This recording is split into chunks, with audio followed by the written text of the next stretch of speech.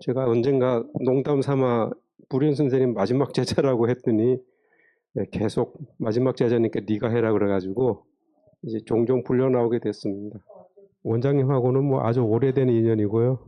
제 주위에서 저한테 상의 안 하고 이렇게 통보하는 친구들이 몇 분 있습니다.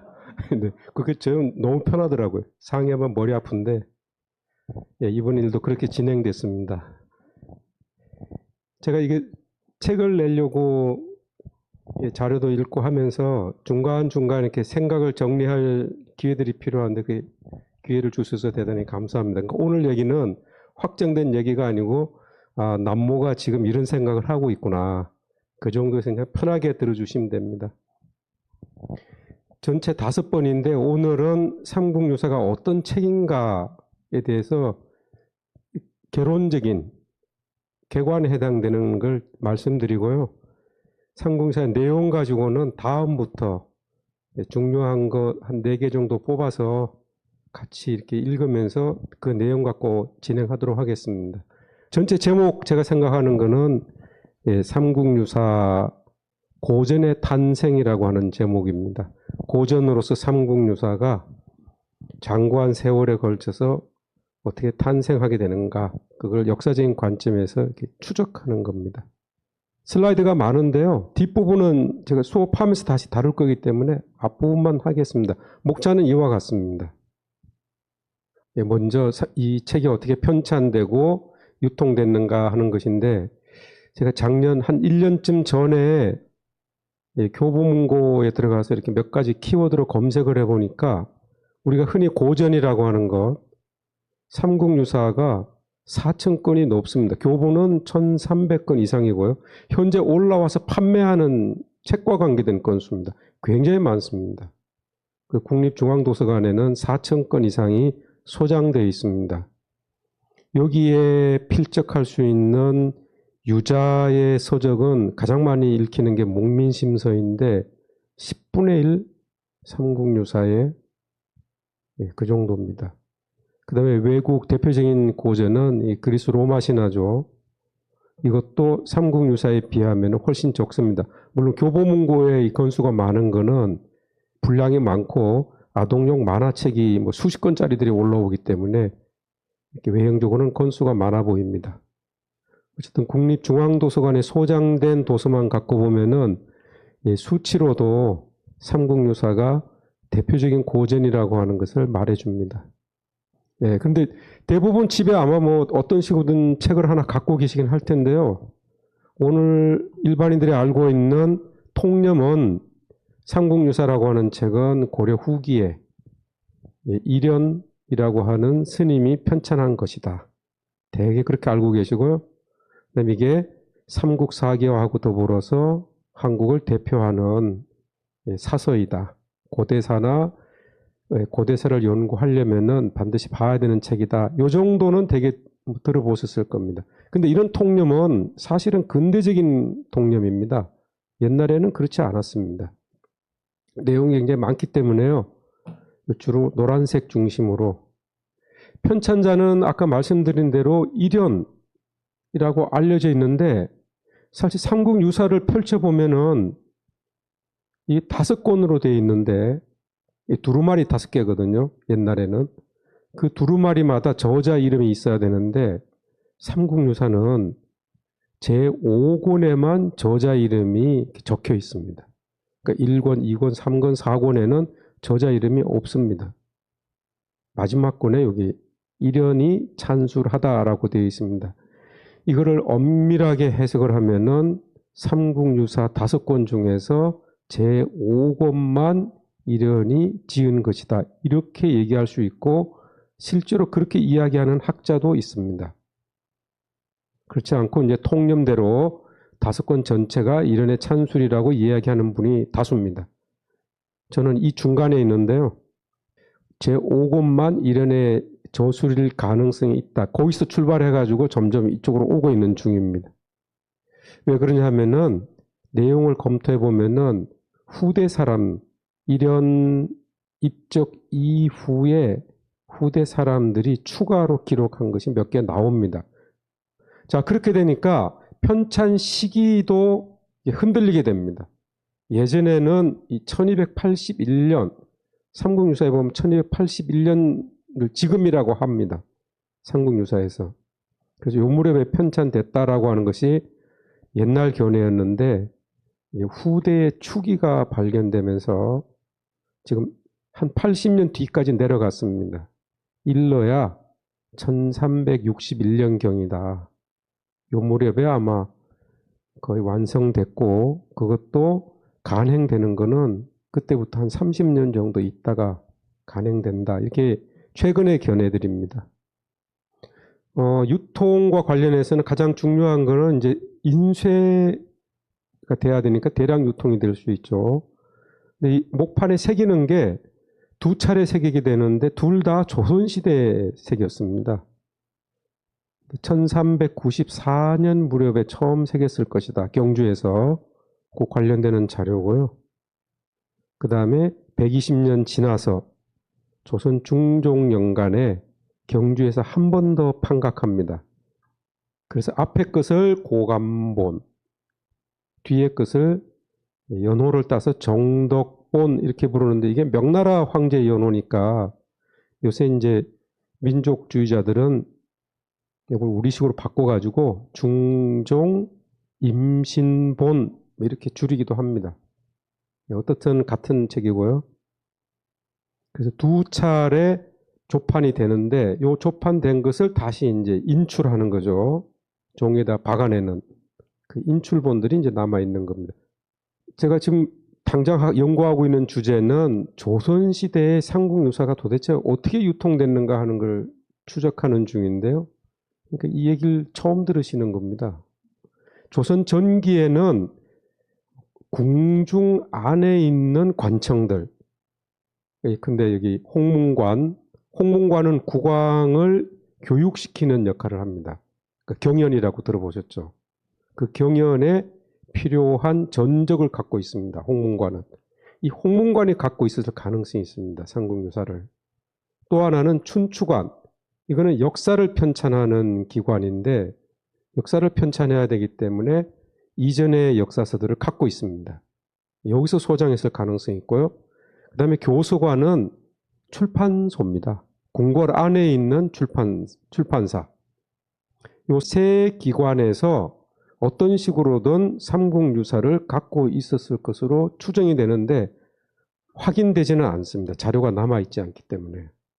특이한 거는 어쨌든 조선 전기에는 궁중 안에 있는 중앙기관들이 갖고 있었을 것이다. 왜냐하면 이게 인용이 됩니다. 뒤에 다시 말씀드리지만. 근데 이 모든 게 임진왜란 때 불타버립니다.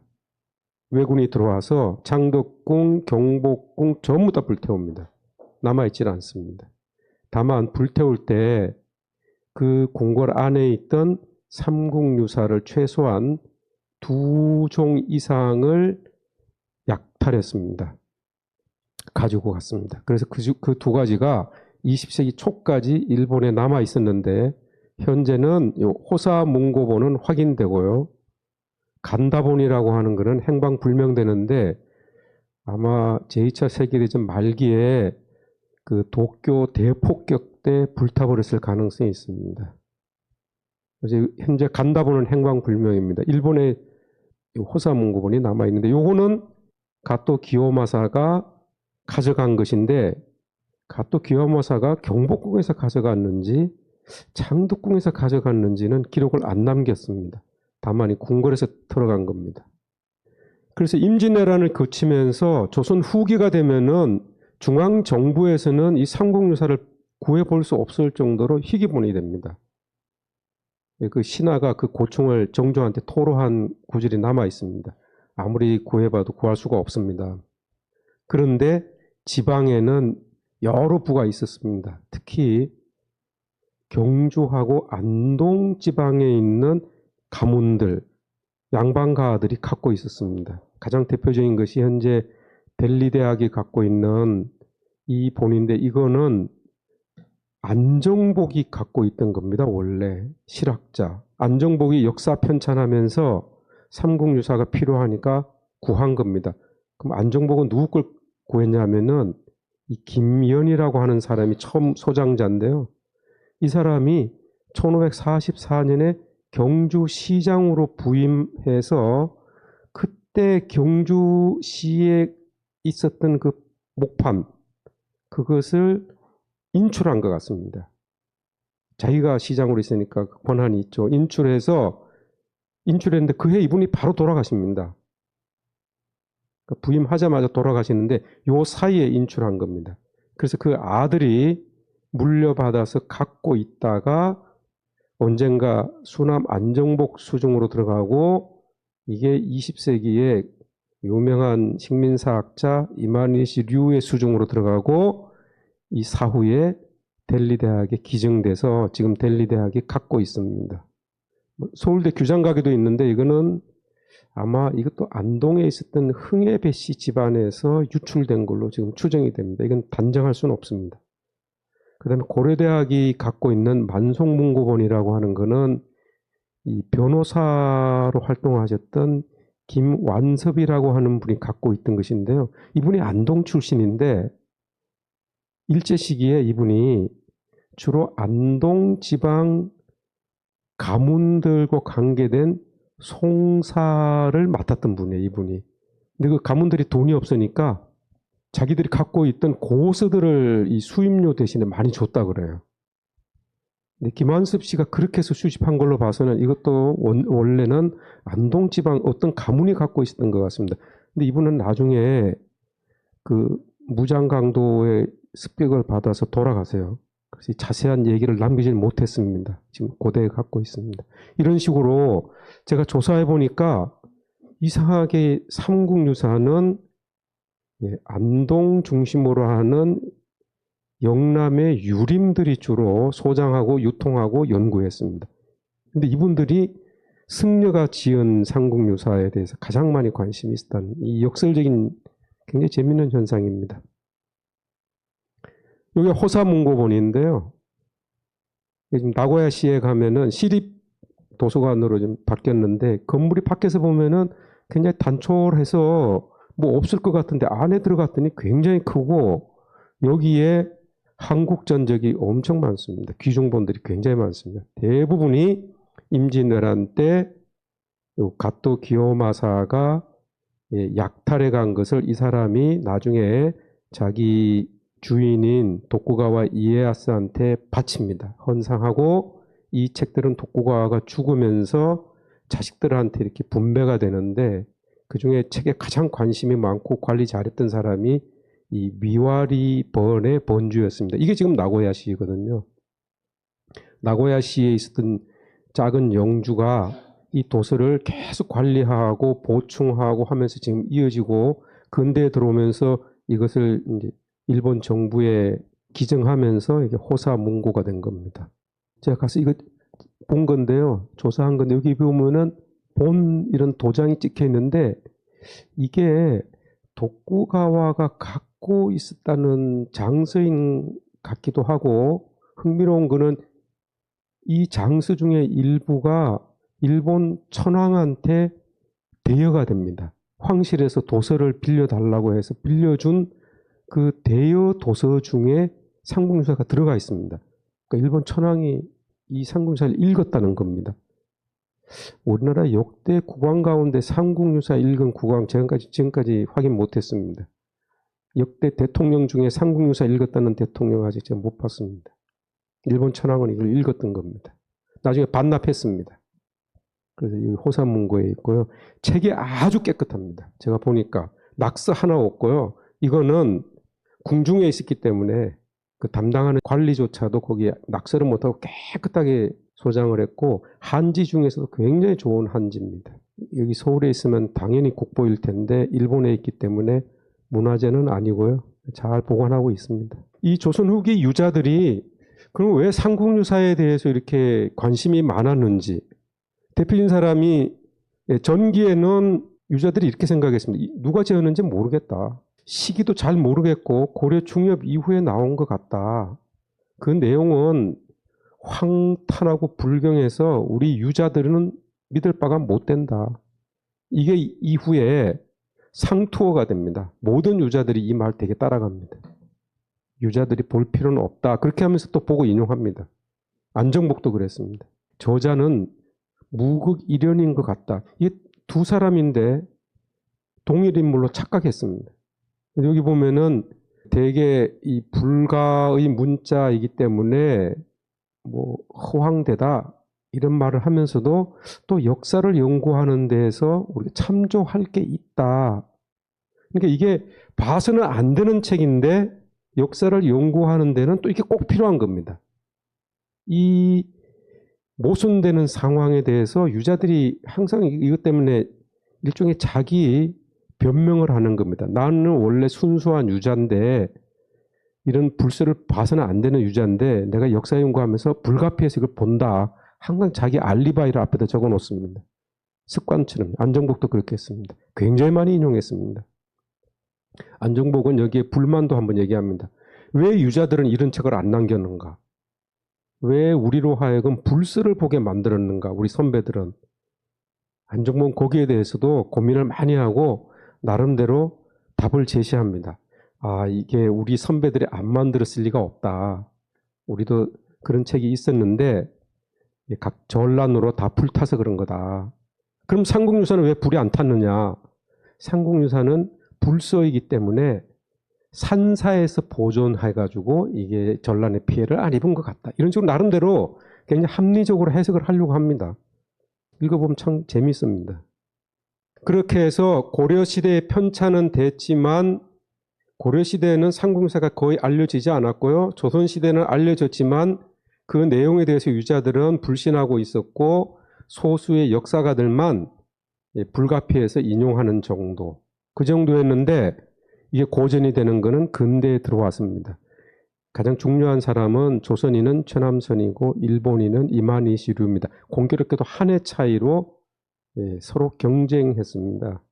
원래는 이만희시류가 먼저 내려고 준비를 했는데 이 사람은 꼼꼼해서 교정을 8번 봅니다. 8번 교정 보는 사이에 최남선 같은 아주 호방한 사람이 그냥 한 번만에 내버립니다. 그래서 먼저 나와요. 27년에. 거기에서 삼국유사에 대한 정의를 내렸습니다. 우리 조선의 생활과 문화의 원형을 보여주는 유일한 책이다. 이 정의가요, 지금까지도 모든 학자들이 받아들이는 정의입니다. 근대학의 토대를 제공한 사람입니다. 최남선은. 이만희시류는 이 최남선이 펴낸 책을 보고 28년에 부랴부랴 펴냈습니다. 그래서 교정이 다 안 끝나가지고 사실 28년 보내보면 이게 오탈자가 좀 있습니다. 나중에 고치더라고요, 본인이. 이거는 사서가 아니다. 역사서가 아니고 민간에 떠도는 전설, 야담 이런 것들을 모아놓은 그러니까 격이 떨어지는 자료집이라는 겁니다. 그렇지만은 여기에 역사의 사실의 파편들이 있다. 그러니까 사금을 여기서 채취해야 된다. 안정복 얘기하고 비슷한 얘기를 해요, 사실은. 저도 나중에 알았지만 이만희시류가 가장 존경한 역사학자가 안정복입니다. 두 사람이 기질이 같더라고요, 제가 보니까. 자기가 연구하는 책은 소유해야만 직성이 풀리는 사람들이고 한 번 손에 들어온 책은 절대로 내놓지 않는 그런 기질의 소유자들입니다. 재미있는 캐릭터를 갖고 있습니다. 이 두 사람에 의해서 20년대에 삼국유사가 근대서적으로 간행되면서 삼국시대에 대한 인식이 바뀌게 되는 겁니다. 뭐 여러 분야에서 연구했는데 그럼에도 불구하고 아직 누가 지었는지, 언제 지었는지, 어디서 지었는지, 왜 지었는지, 그 책의 원래 형태는 모습은 어떤 것인지 뭐 이런 기본적인 육하 원칙에 대해서 아직도 논란이 분분합니다. 사실 이렇게 분분해야 학자들이 계속 글을 쓸 수 있기 때문에요. 모든 걸 알면은 더 이상 연구를 안 하게 되죠. 이게 근대 서적으로서는 가장 오래된 겁니다. 1904년에 도쿄대학에서 사학과 교수인 스보이가 활자본으로 냈습니다. 그러니까 삼국유사를 근대적인 책으로 만들어서 유통시킨 사람은 조선 사람이 아니고 일본인입니다. 동경제대 교수입니다. 더구나 이 사람 전공은 서양사입니다. 동양사학자도 아닌데 이거 굉장히 흥미로운 현상이고 여기에 대해서는 그 어떤 분이 추적해서 단행본을 낸 게 있습니다. 1904년에 냈습니다. 새 책이고요. 예, 서문 쪽이고 뒤에 판권 있는 데입니다. 이거는 저본은 아까 말씀드린 대로 요 호사문고본을 저본으로 한 것입니다. 신전본, 간다본이라고 그러죠. 간다본하고 독구가와 집안에 있던 두 개를 보고 교감을 해서 간행한 것인데 사실은 간다본이 주 저본이고 독구가와 집안에서는 대출을 안 해줘가지고 원본을 못 받습니다. 요거의 소스는 정독본입니다. 1512년에 판각한 그 목판에서부터 인출한 것입니다. 근데 이 인출이니까 16세기 때 인출한 것이거든요. 굉장히 시대가 올라가는 인출본인데 이미 7장 정도가 떨어져 나간 겁니다. 그러니까 목판 7장 정도가 보관이 안 되면서 유실된 겁니다. 그 상태에서 인출한 것입니다. 이 책의 하자죠. 이거는 1921년에 라이벌인 도쿄대학에서 내니까 교토대학에서도 낸 겁니다. 나이토 토라지로라고 교토대학의 동양사학의 거두죠. 동경대하고 아주 라이벌 의식이 아주 강했던 사람입니다. 이 사람이 서둘러서 자기는 영인본을 내겠다. 사진을 찍어가지고 내는 겁니다. 사진본입니다. 5책이고요. 누구 걸 갖고 사진 찍었느냐? 이마니시류가 가지고 있었던 책. 1916년 경성에 왔을 때 우연히 사게 된 책입니다. 그게 바로 안정복 수택본이었습니다. 안정복은 대표적인 장서가인데 근대로 이행하는 과정에서 이 집안이 이제 경제적으로 쪼달리니까 집에 있던 책들을 이렇게 조금씩 내다 팔게 됩니다. 그 중에 하나가 아주 귀중본인데 1916년 시중에 나왔고 이마니시류는 장서가인데 이 사람은 후하게 값을 쳐줬습니다. 그래서 많은 중개상들이 이마니시류한테 찾아왔습니다. 처음에 이마니시류가 이 책을 보고는 거의 뭐 기절할 정도였습니다. 희귀본 중에 희귀본이니까요. 세상에서 유일본이었거든요. 그래서 값을 물어봤더니 브로커가 7원 달라고 그랬습니다. 그래서 이마니시류가 당신은 이 책의 가치를 모르는 것 같다. 이 책은 그보다 훨씬 더 값어치 있는 것이다. 그러면서 30원 줬다고 그럽니다. 이건 기록이 남아 있습니다. 지금부터 10년 전에 옥션에 삼국유사 4권만 나왔습니다. 한 권이 결본인 4권만 입찰가, 출발 가격이 10억이었습니다. 그러니까 이게 5책 다 하면은 지금 뭐 값을 상상을 초월하는 거죠. 30원 주고 샀습니다. 100년 전에. 예, 요게 그 델리대학입니다. 델리대학 도서관이고요. 안에서는 사진을 못 찍게 하는데 몇 번 가니까 이제 이거 작업하는 건 찍게 해주더라고요. 이건 삼국유사는 아니고 다른 책 조사했을 때 찍은 겁니다. 내부가 이렇게 되어 있습니다. 여기 델리대학은 일본에서 조선학의 센터입니다. 여기도 귀중본이 굉장히 많고요. 여러분 잘 아시는 몽유도원도는 도서관이 아니고 이쪽 옆에 박물관이 갖고 있습니다. 박물관에도 한국 관련되는 유물이 아주 많고 책은 여기에 있습니다. 이마니시류가 갖고 있던 장서 상당수는 델리대학에 기증이 됩니다. 사후에 아들에 의해서. 델리대학에 제가 종종 갑니다. 뭐가 있나 보러. 근데 삼국유사 사진을 못 찍게 해가지고 제가 찍지는 못했습니다. 이거는 이마니시류가 이제 자기가 갖고 있던 걸 토대로 해서 교감해서 활자본으로 낸 건데 값이 3원 50전이죠. 이게 지금 현재 일본 학계의 저본으로 역할을 하고 있습니다. 그 다음에 이마니시류는 이 사람은 경도제대 교수도 했지만 거기가 원래 직장이고요. 나중에 서울에 경성제대가 설립했을 때는 경성제대 교수를 겸임하게 됩니다. 겸무. 지금은 인터넷도 있고 비행기도 있어서 지금도 교토대하고 서울대 겸무하라 그러면은 굉장히 힘든데 이때 겸무했습니다. 경성에서 기차 타고 부산까지 내려가가지고 배로 갈아타고 시모노세키로 가가지고 거기서 상륙해서 다시 기차 타고 교토로 가야 됩니다. 그렇게 가서 강의하고 돌아와서 또 강의하고 그것만 해도 힘에 벅찬데 이 사람은 동경제대 출신입니다.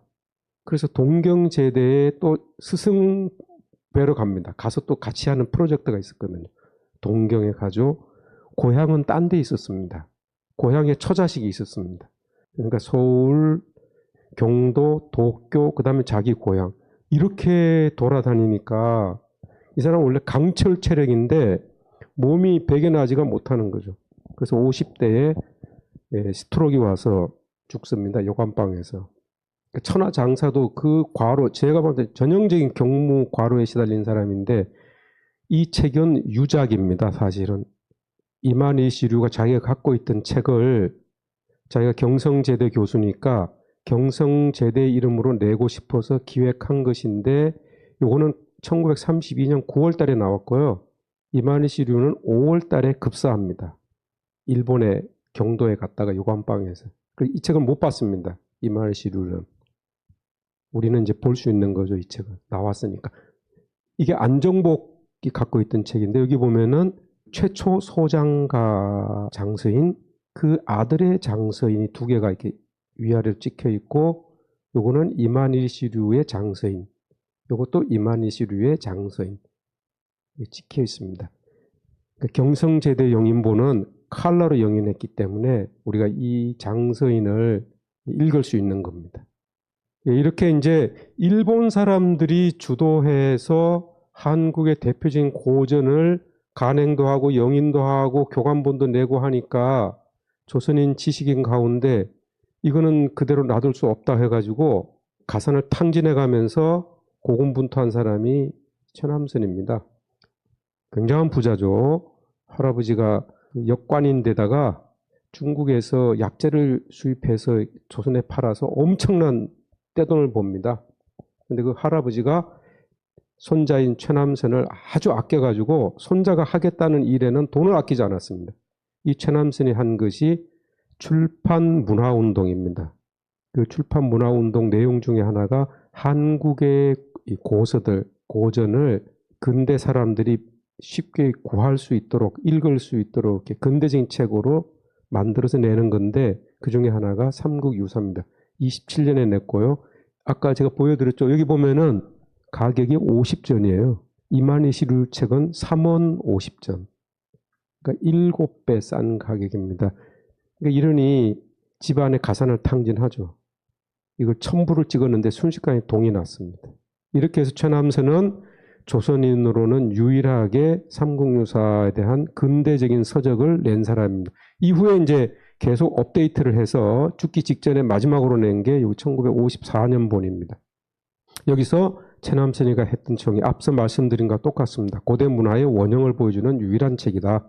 최남선이 얼마나 중요한 역할을 했냐면은 그 이전에는 조선 사람들은 삼국유사를 볼 수도 없었고 구하기도 어려웠던 것입니다. 일본 학자들이 국가 권력을 이용해서 자기들끼리만 돌려보고 했던 거예요. 연구하고. 여기에 대해서 최남선이 삼국유사를 한 권의 책으로 만들어서 누구나 구해볼 수 있도록 유통시킨 것이고 물건으로서 책을 만들어줬을 뿐만 아니라 삼국유사의 가치, 권위 그것을 처음으로 부여한 사람이 최남선입니다. 그러니까 근대 학문이라고 하는 것, 삼국유사에 관한 근대 학문은 그 토대는 최남선이 구축해 준 겁니다. 최남선이 위에 다들 빚을 지고 있는 겁니다. 그러니까 이게 친일파라는 말을 함부로 하면 안 되는 거예요, 사실은. 이렇게 하니까 그 다음에 번역사가 나옵니다. 이 원홍이라고 한 사람이 번역했다고 하는데 이분은 아직까지 누군지 안 밝혀졌습니다. 제가 의심 가는 분은 있는데 이 원홍하고 김동인 둘 다 대표적인 친일파여가지고 그 말하는 게 도움이 되는 건지 그냥 모른 척 하는 게 좋은 건지 몰라서 그러고 있습니다. 두 사람 아주 친했고요. 대표적인 친일파들입니다. 근데 여기서 삼국유사를 처음으로 번역했습니다. 그러니까 우리가 역사를 평가하는 데 있어서 한 가지 기준만으로 평가하는 것이 과연 온당한가 그런 고민이 요새 많이 듭니다. 인간이 그렇게 단순하지 않잖아요. 그죠? 굉장히 복합적인 유기체인데 그걸 한 가지 면만 보고 우리가 매도할 수 있는 것인지 생각이 많아지게 하는 문제입니다. 이분이 처음으로 완역했습니다. 그리고 해방 이후에 번역본들이 많이 나와서 요새는 뭐 이병도 선생 번역본부터 해서 뭐 시중에 너무 많이 늘려 있습니다. 그런데 이 삼국유사를 초등학생부터 시작해서 대학생들까지 이렇게 읽게 되는 거는 박정희 정부가 고전 읽기 운동을 권장했습니다. 그래서 초등학생 버전, 중학생 버전, 고등학생 버전, 대학생 버전으로 삼국유사를 다 편집을 해서 읽히고 과거처럼 시험을 봤습니다. 경시대를 치러서요. 과거제 왜 지방에서 치르는 향시, 서울에 올라와서 치르는 본시, 임금님 앞에서 치르는 회시, 그래갖고 세 차례 시험 봐서 관료를 선발하는데 박정희도 그렇게 했습니다. 향시, 지방에서 먼저 시험 치르고 성적이 좋은 사람은 중앙으로 불러서 중앙에서 한 번 더 시험을 치르고 대상부터 해서 문교부 장관 이름으로 표창장 주고 그랬습니다. 제가 이때 향시 치르기 위해서 처음 삼국유사 읽었습니다. 시골에서 저희 담임 선생님이 네가 읽어라 그래갖고 제가 읽고 나가서 제가 열심히 안 읽어가지고 저는 향시만 읽고 끝났습니다. 근데 이때 저 인문대 교수들 간간히 얘기하다 보면 그때 저처럼 향시 본 사람도 있고 서울까지 와서 본시도 본 사람이 있더라고요. 삼국유사 연구하는 사람은 저밖에 없는 박정희의 공입니다. 사실은 국민들한테 보급된. 그래서 사실 여기까지 말씀드리면은 삼국유사가 근대에 들어와서 그 외면받았던 책에서부터 일약 한국을 대표하는 고전 중의 고전으로 등극하게 되는 이 과정은 가만히 추적하다 보면은 그 파란만장한 한국의 근대사가 그대로 여기에 응축되어 있습니다. 뭐 친일파도 있고 독재자도 있고요. 오만 사람 다 있습니다. 일본 사람도 있고요. 그 자체가 한국 근대사더라고. 이 과정을 추적하다 보면. 그 삼국유사가 그런 점에서는 또 다른 한국사의 어떤 아픈 역사를 보여주는 책입니다. 마음이 좀 아리더라고. 추적하다 보면은. 그 저자 이런 얘기만 하고 제가 마무리 짓겠습니다. 여러 가지 논란은 있지만은 주 저자가 이러는 것은 분명합니다. 이거는 이론의 여지가 없습니다. 다만 이론이 어디까지가 이론의 저작이고 어디부터는 후대인 건지는 학자들이 앞으로 뭐 밝혀줄 것이고요. 이 사람은 선종승려입니다. 그런데 선승이지만은 교종에 대해서도 매우 해박했고요. 대장경을 2번 읽었습니다.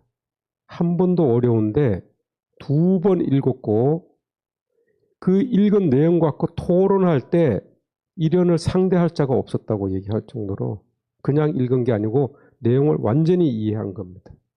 그리고 유교문헌까지 능통한 사람입니다.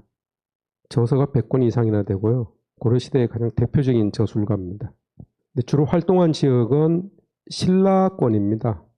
낙동강 동쪽, 그 다음에 경상북도하고 경상남도하고 경계선 쪽에 있는 경산 출신이고 현풍, 청도, 경주, 포항 요 일대에서 주로 활동했습니다. 그래서 자연히 역사 인식이 신라 중심입니다. 이 경상도 사람이니까 신라 중심의 역사 인식을 갖고 있습니다.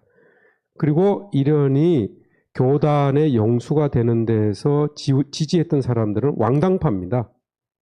이때가 무신집권기인데 무신집권기를 종식시키고 국왕권이 다시 회복되는 이 과정에서 그걸 주도했던 정치 세력을 왕당파라고 하는데 왕당파가 전폭적으로 후원을 해서 중앙교단의 영수가 됩니다.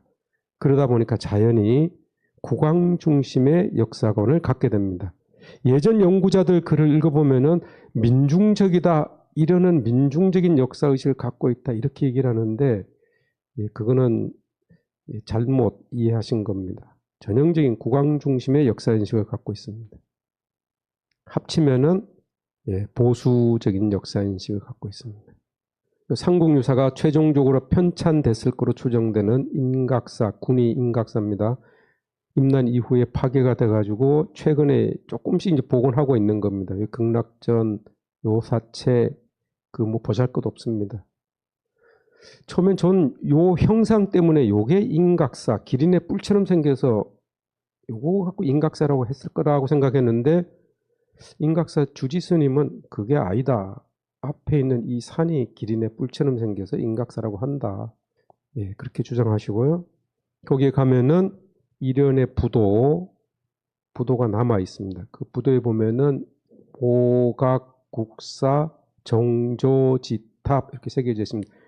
일국의 국사치고는 볼품이 없는데요. 이거는 그 몽골 대몽항쟁 직후에 건립한 거라서 고려사회가 상당히 어려운 시절에 우리 50년대 6.25 끝난 직후 그 시기랑 비슷한 시기여서 물자가 부족하고 그래서 이렇게 부도가 볼품은 없습니다.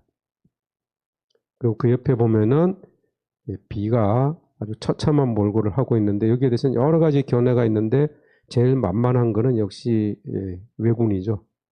임난 때 왜군들이 깼다. 이게 이제 조선 사람들이 가장 선호하는 정답이고요. 이거 말고는 몇 가지 견해가 더 있습니다. 사실은 이게 이렇게 깨진 거는 이 비의 글씨가 왕이지체이기 때문에 그렇습니다. 붓글씨 쓰시면 아시겠지만은 중국 서예사에서 최고의 서성으로 추앙받는 사람이 왕이지인데 왕이지의 친필은 하나도 남아있는 게 없습니다. 전설에 의하면 당태종이 왕이지의 진적을 다 구입한 다음에 죽을 때 무덤 속으로 갖고 갔다 그러죠. 그래서 지상에는 남아있는 게 하나도 없고 왕이지 글씨를 새긴 비석의 글씨들만 남아있는 겁니다. 그러니까 탁본의 형태로만 우리가 알 수 있는데 그 탁본들이 조선으로 정해졌고 신라로 고려로도 전해지고 하니까 신라나 고려에서는 왕이지 글자 중에서 글자를 따다가 그걸 집자한다고 합니다. 집자비들이 건립되는데 최고로 평가받는 게 바로 이련비입니다. 중국에 있는 왕이지 글자보다도 탁본보다도 훨씬 왕이지의 그 느낌을 잘 살렸다는 평가를 받는 것이 이 인각사비입니다. 이 소문이 중국에까지 나면서 너무나 많은 탁본을 하는 과정에서 훼손된 겁니다. 근데 그렇게 말할 수는 없으니까 가또 기요마사가 그랬다. 전국 문화재 훼손된 것 중에 거의 모든 훼손 보면 가또 기요마사입니다. 역설적이지만은 탁본을 너무 해서 비가 훼손됐는데 탁본을 너무 많이 했기 때문에 그 중에 남아있는 게 또 많습니다. 남은 거 가지고 복원하는데 이게 한국학중앙연구원이 갖고 있는 가장 좋은 탁본에 속합니다. 이게 앞면이고요. 뒷면이고 왕이지체 이거 보면 쓰고 싶지 않으세요? 저는 이 왕이지체 쓰는 게 버킷리스트 중에 하나입니다. 글씨 너무 좋습니다. 보기만 해도 뛰어난 글씨입니다. 그걸 보고 숙대에서 정년하신 저희 선배인데 정병삼 교수가 비문을 복원했고 복원한 거 가지고 이제 후학들이 연구하면서 이렇게 일생도 복원하는데 제가 이걸 보여드리는 이유는 이련의 이 생애하고 삼국유사의 내용이 겹치는 게 많습니다. 삼국유사 읽다 보면은 왜 이련이 이런 기록을 남겼는가 궁금하게 하는데 사실은 이련이 지나간 겁니다. 거기를 거쳐간 곳들이 많았습니다. 요새는 여러분 자제분들이나 뭐 이렇게 식사를 하게 되면은 옛날에는 어른이 이렇게 수저를 들어야 식사가 되잖아요. 아니면은 뭐 기도를 먼저 하시던가. 요새는 애들이 스마트폰으로 찍어야 그 다음에 식사가 됩니다. 그 스마트폰이 굉장히 중요해졌는데 일상생활에서 스마트폰으로 굉장히 많이 찍지 않습니까? 일기 쓰듯이 찍어대는데 이련도 그런 사람입니다. 아마 스마트폰이 있었으면 이련은 엄청난 동영상 자료를 남겼을 겁니다. 이분은 기록벽이 있습니다. 메모하는 습관이 있는데 그것도 그냥 벽에 가깝습니다. 굉장히 많은 메모를 작성했을 텐데 상당수가 훼손된 거고 그 남아있던 걸 가지고 책으로 낸 게 삼국유사인 겁니다. 기록벽이 있습니다. 이 생애에서 최근에 가장 논란이 되는 거는 기존에는 우리가 당연히 김씨라고 이해했습니다. 이련의 속성은 김씨다. 그런데 최근에 바로 이 서예사 붓글씨 공부하는 분이 원비의 탁본을 구해가지고 가만히 보다 보니까 비에 이렇게 써 있거든요. 이걸 지금까지 쇠김이라고 다 의례적, 습관적으로 김씨구나 이렇게 읽었는데 이분이 보니까 이거는 왕이지 집잡이 중에 또 유명한 게 이 대당 삼장 성교서라고 하는 것이거든요. 여기에 있는 이 글자랑 너무 유사한 겁니다. 근데 이 글자는 전자입니다. 온전 전자.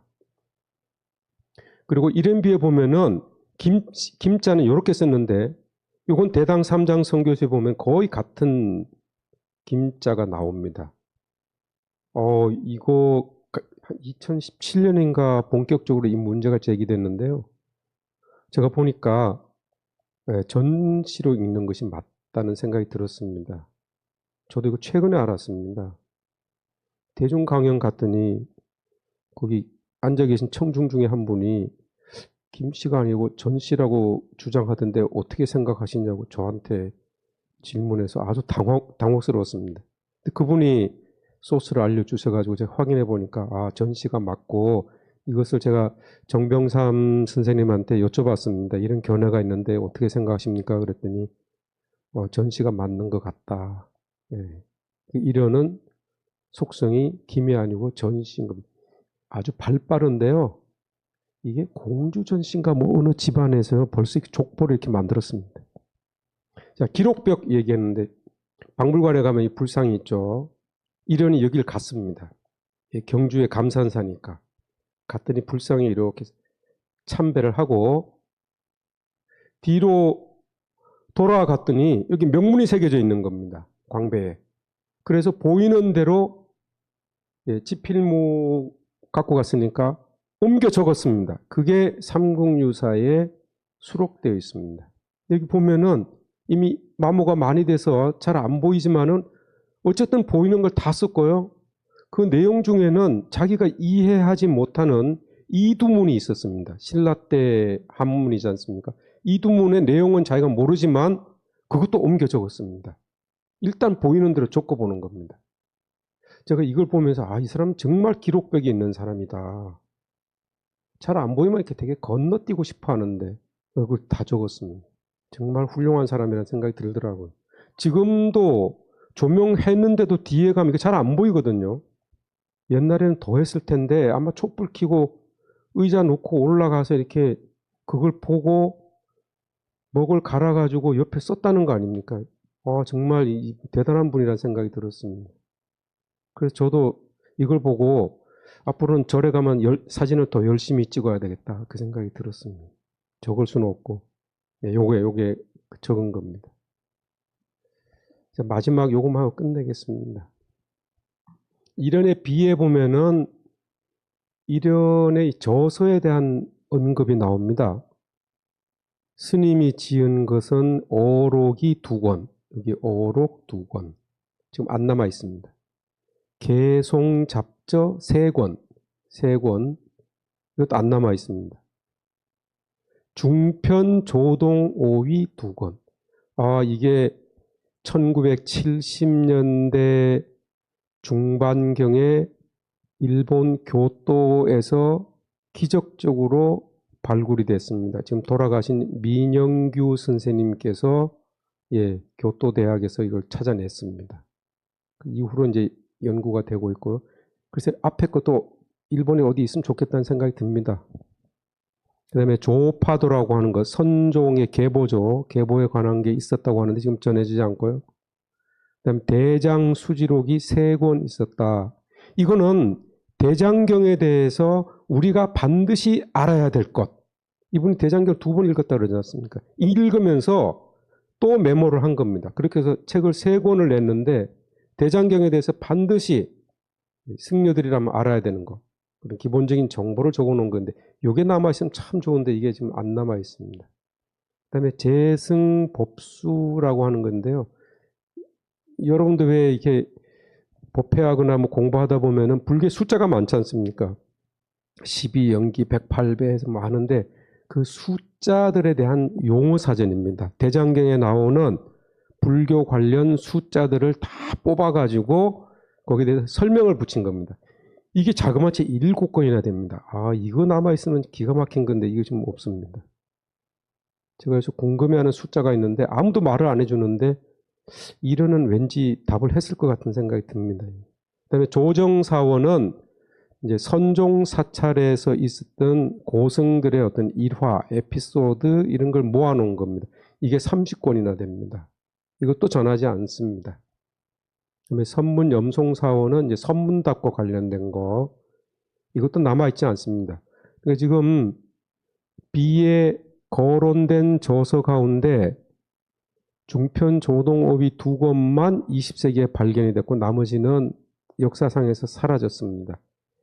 여기까지 하면은 이제 아시겠지만은 삼국유사는 여기에 포함되지 않는다는 겁니다. 이런 스님이 돌아가시고 난 다음에 수제자가 자기 스승의 일대기를 작성을 하면서 당연히 스승의 대표적인 업적 그거를 비에다 적어줬는데 제자가 생각하기에 그랬다는 건지 아니면 이련도 그렇게 생각했다는 건지 모르지만 삼국유사는 이 100여 권에 포함되지 대표작에 포함되지 않는다는 겁니다. 삼국유사는요. 두 가지 해석이 가능합니다. 이때까지 삼국유사가 책으로서 완성되지 않았던가 아니면은 완성은 되었지만 이름까지 거론할 정도로 그렇게 중요한 책은 아니다. 기타 등등이지. 두 가지 가능성이 다 있습니다. 어떻든 오늘날 우리는 이련 하면은 삼국유사를 떠올리고 삼국유사 하면은 이련을 떠올립니다. 둘 사이에는 등식이 성립할 정도로 그렇게 각인되어 있는데 정작 이련이나 그 제자들에게 있어서 삼국유사는 그렇게 중요한 책이 아니었다는 겁니다.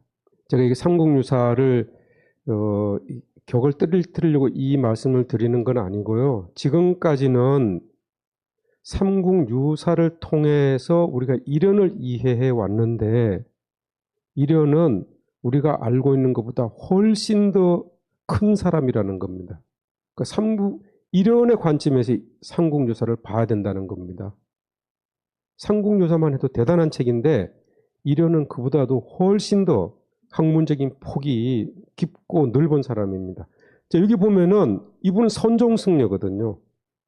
선종의 어록, 선성으로서의 개송, 중편 조동오미 조파도는 선종의 계보입니다. 족보, 뼈대. 그 다음에 이 선종의 피와 살에 해당되는 것이 조정사원이라고 하는 것과 선문염송사원입니다. 그러니까 이련의 주전은 선종 승려로서 선종의 역사와 선종의 문화와 선종의 인물에 관한 저작이 이련의 주 업적입니다. 그리고 힘이 남아 돌아서 남아있던 메모를 간추려 가지고 이거 아까우니까 책을 한번 편찬해볼까 해서 낸 게 삼국유사라는 거예요.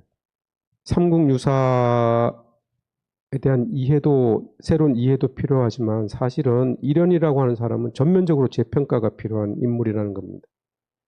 아마 고려 역사상 대표적인 천재 중에 한 명이었던 것 같습니다. 그래서 그 정도 말씀드리고 나머지는 삼국유사의 뭐 체제라든가 내용 이런 거는 한 달에 한 번씩 만나서 그때그때 조금씩 말씀드리겠습니다. 이상으로 제 강의를 마치겠습니다. 감사합니다.